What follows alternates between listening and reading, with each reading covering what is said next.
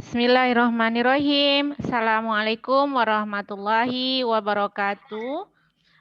Waalaikumsalam warahmatullahi wabarakatuh. We are from the third group Waalaikumsalam warahmatullahi wabarakatuh. going to present the task presentation. Before we go to the main presentation, we would like to say thank you very much to our lecturer who give us the second opportunity so that we get this chance to present the error analysis of abstract. The following presentation will be presented by our teammate, consists of me, myself Wariati, and then Fahmi Al-Fadli, Edi Zulfikar, Nur Aulia Sari, and Eko Sahputra. And here are the slides will be shared on the screen. Here you are.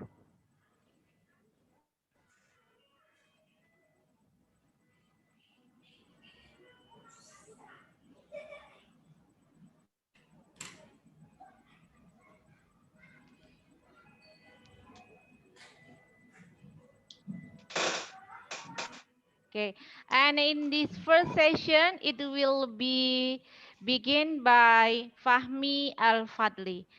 To Fahmi, we give the time to you, please. Okay, thank you, friends. In introduction, as the first section, language has a very important function in the process of communication. It is used as a system to express meanings, ideas, thought, and etc. Learning language is important and useful for people in the world. The expectation of doing this research is the students can avoid the error in writing abstract, especially omission and addition. Nowadays, the students always get problem with grammatical in making sentence. The omission and addition are often found in abstracts. Next, back to the moderator. Okay, all right. Now the next session will be continue by Mr. Edi Julfikar. Wait a moment for the slide. Okay, thank you very much.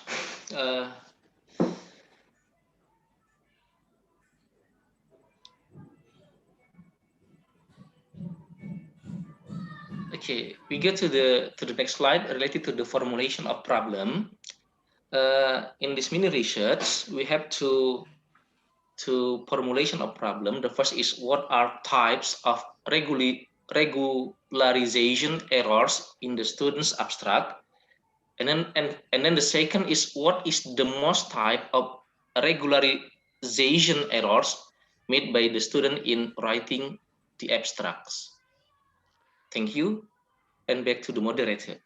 Okay, well, after we have introduction, formulation of problem, and now we are going to move on to the theoretical review that will be explained by Aulia Sari.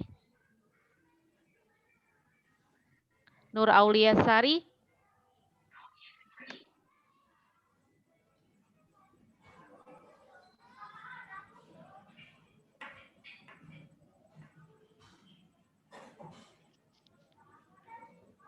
Okay, Nur Aulia Sari, theoretical review, please.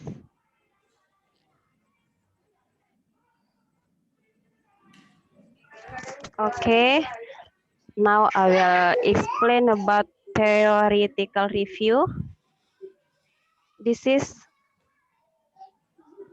There are four about analysis. Theories. About analysis. Theories. Theories analysis. The first is from Meliliana on 2013, an analysis of grammatical errors in writing among the second semester students of English Department of Yogyakarta State University in academic years of 2011 until 2012. And the second from Merlin Simbolon, on 2015, an analysis of grammatical errors on speaking activity. In her analysis, she tried to find grammatical errors and to provide description of errors on speaking activities using simple present and present progressive tense made by the second year student of English Education Department, Palangkaraya University. And the third from Pratiwi Bahar on 2012 about grammatical errors in student proposal English Department Hasanuddin University. In her analysis, she used qualitative and quantitative method. And the last, this research will be dissimilar with the research above. However, the writer used different object with one previous study student abstract, but the next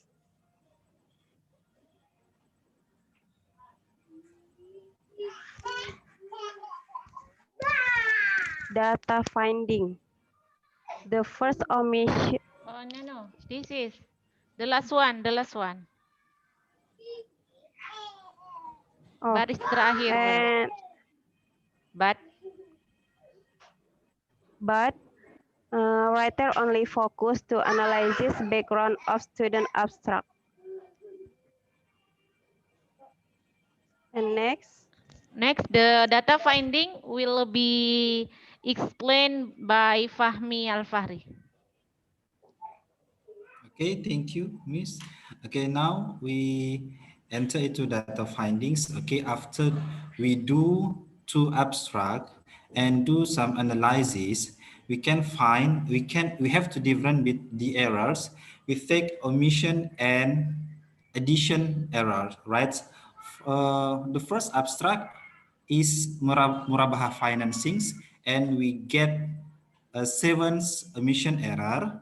But at the second abstract with the title Food Management Service, there are only 5 omissions error. But if we compare with the edition, can you, miss? The next, okay. For the first abstract, we have only 3 edition error, but at the second, we have only 1 edition error.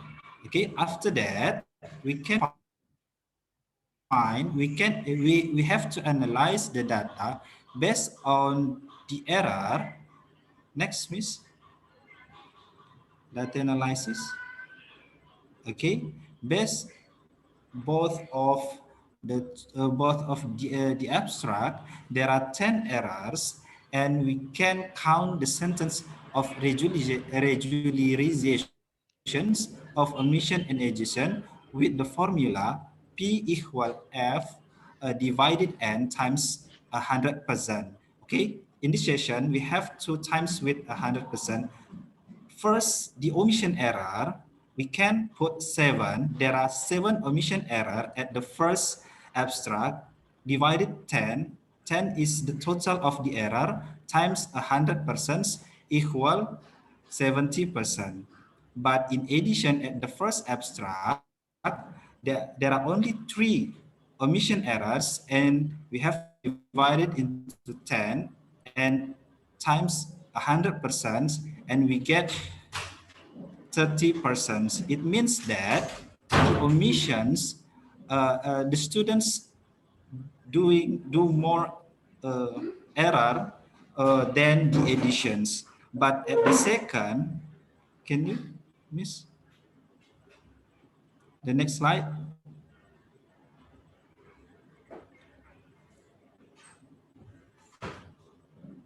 Okay. However, based on the data abstract 2, there are 6 errors. Okay.